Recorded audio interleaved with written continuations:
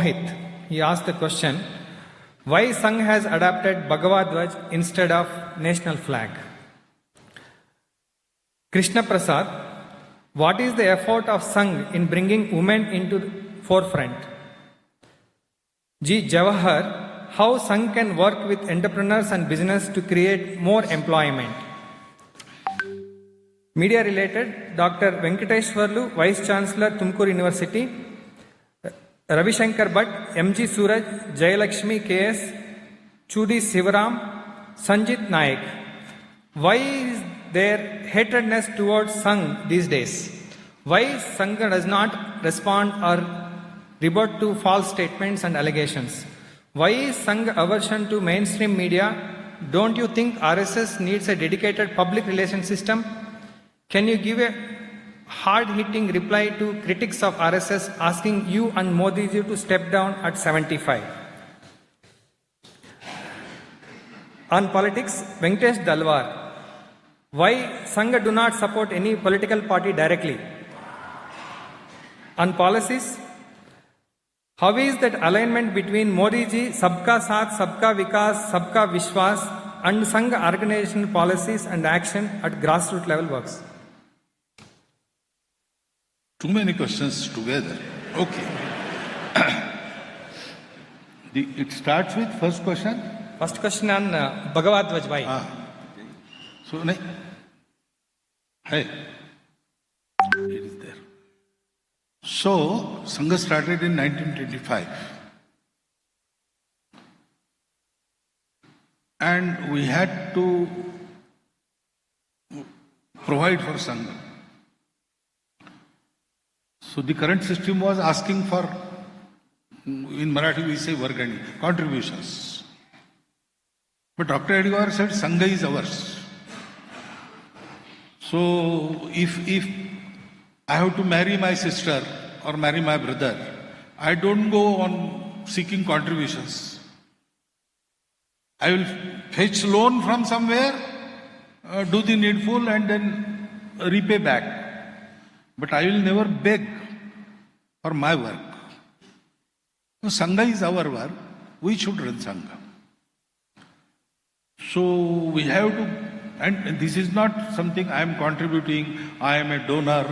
That ego should not be there. So this has to be not a donation, a devotion, a dedication. So we have to give dakshina. Dakshina is dedication, it is not dana. And for dakshina there has to be a guru. So who should be the guru? Person cannot be guru. Because person has a limited time in this world. And then every person has a past. Yeah, every sinner has a past and every saint has a future. And it is always unpredictable. Most unstable jiva on the earth is Manushya. So there should be a permanent symbol of our glorious culture, Rashtrattva, all these things, Hinduness. That is Bhagavad Dvaj, undoubtedly. Everywhere, even now. So that Bhagavad Dvaj was taken as a guru. Flag, national flag, was first decided in 1933. Why Sangha is not a registered organization? And the flag committee unanimously recommended the traditional Bhagwa to be the flag of Swatantra Bharat. But then Gandhiji intervened and for some reason he said 3 colors. On the top Bhagwa. Okay, it will be flag of the Sarvabhauma Samprabhu Satta of Swatantra Bharat. We call it Rashtrattva, national flag. Since its creation, Sangha has always stood by, respected, offered tributes and protected this Tiranga Dvaj. It was first hoisted in 1933 at Faizpur in Khandesh, Maharashtra. in Congress session, Pandit Jawaharlal Nehru, he hoisted its flag. 18-foot tall pole was there and flag was hoisted. But it entangled in that cord and it stopped half mast. Now someone has to go there and untangle it and take it to the top. Nobody dared, but there was one youth. He ran there, he climbed his staff, took the flag, took it to the top and then climbed down. And he was welcomed by everybody and he was asked to come in the evening session so that he can be felicitated by nobody else. Pandit Jawaharlal Nehru asked him this. He said, okay. But later on, some workers there, they whispered in the ears of Pandit Nehru, you have called him, but he goes to Shaka. So that program was cancelled. Dr. Hedgewar, after getting knowledge of this incident, he travelled to Faizpur and gave a small silver lota as a prize to that Swayamsevak. His name was Kishan Singh Rajput. He expired 10 years before. I have met him twice. Since the formation of this flag, we are there to protect it. When court said that this flag can be hoisted by private institutions also, we have started flag hoisting on 15th August and 26th January in Sangha also. All our Karyalayas hoist these flags. So there is no question of Bhagwa vis-a-vis. Bhagwa and Tiranga. Every Communist party has a red flag. Congress party has Tiranga with Charkha, not with Chakra. Republican Party has blue flag. So we have our Bhagwa and we respect our national flag. That is the case. Then Women, effort of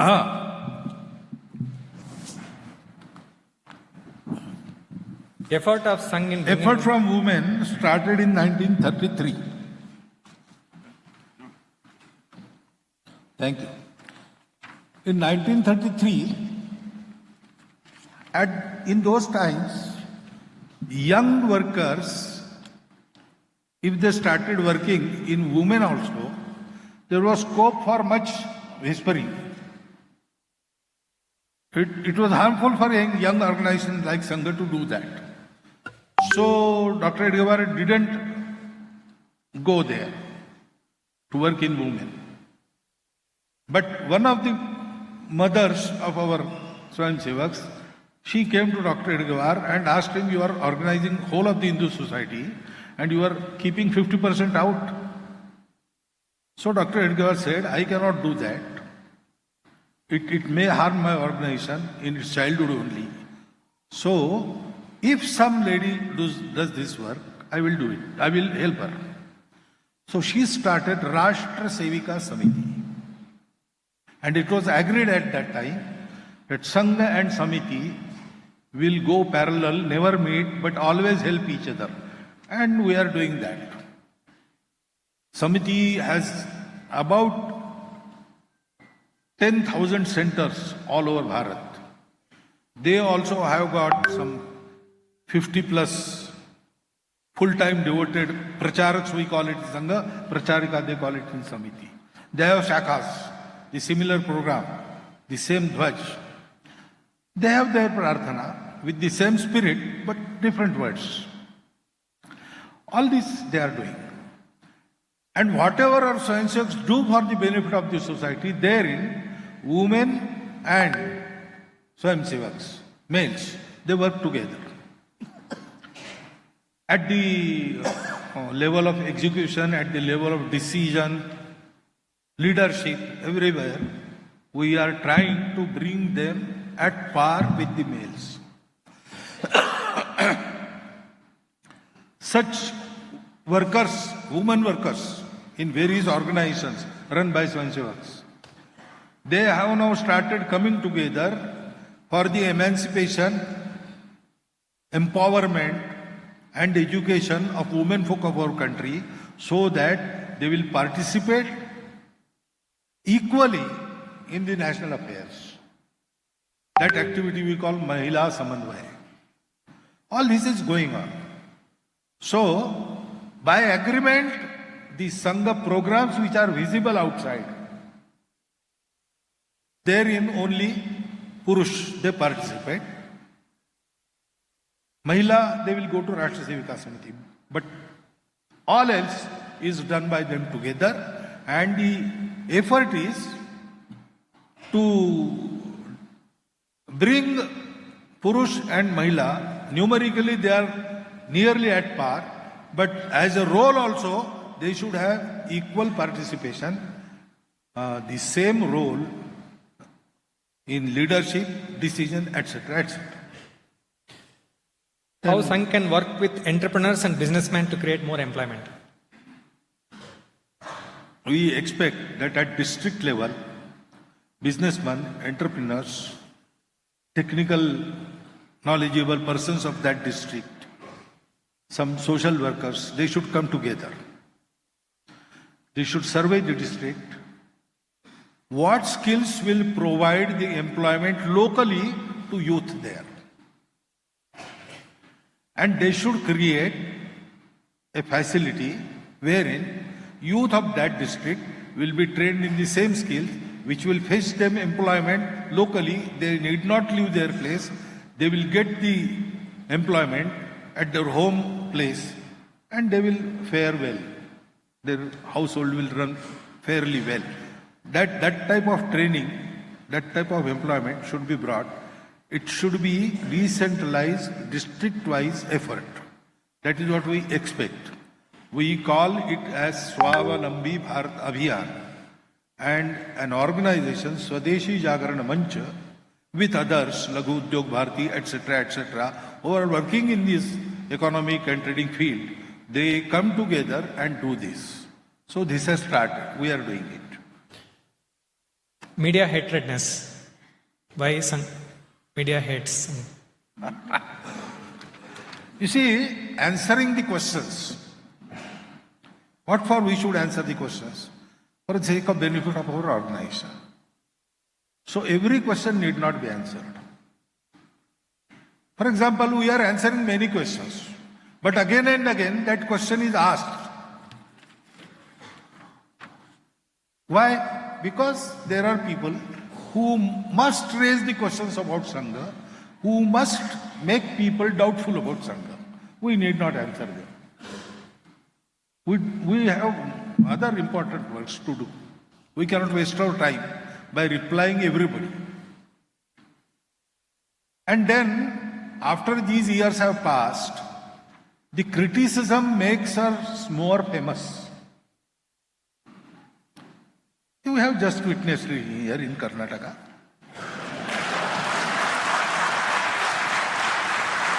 So why should we will encourage them to raise more questions?